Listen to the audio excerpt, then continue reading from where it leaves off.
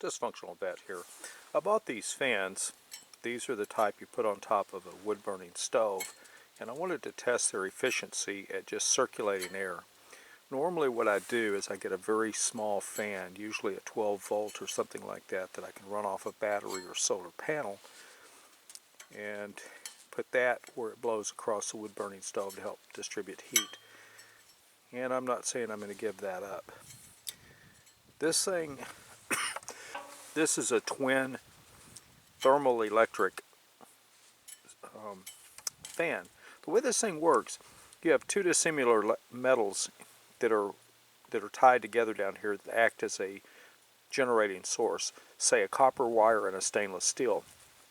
And you have a multiple of these things, and they're all daisy chained together in either parallel or serial connections. And as a result of that, they're able to produce the voltage to turn these fans. But does it work? I'm in the process of burning out a small propane tank that I'm going to use as a chimenea type thing. And so let's go see if it works. This presentation is in real time, but it depends on how hot your wood-burning stove is, and it depends on the transfer rate from direct contact. So we set this here. Heat travels two ways: direct contact, and this is in direct contact, through convection, and you can look that one up, or through radiation or radiant heat. Heat from the sun comes via radiant heat, which causes convection in the air and direct contact heat in rock where it transfers. There they go. And again, this is in real time. So if you've got a counter on your, or if you check the seconds, you can tell how long it took for this to heat up and go. Now you're going to hear some clicking. Listen for that. That is the thermal expansion of the metal.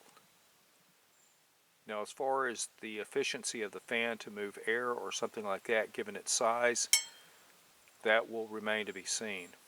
In a previous test on this, and I let this go down to ambient temperature, that is 40 degrees Fahrenheit, which is what the temperature is out here. In a previous test, this thing continued to run for about 7 minutes after it had been removed from this heater to allow it to cool.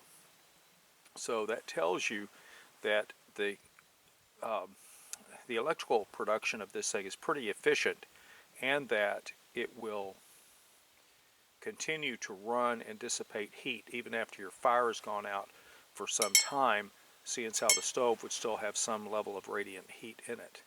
And I think it's a pretty good bargain. I do not remember what I paid for it. I got it on Amazon. And with that said, Dysfunctional Vet out.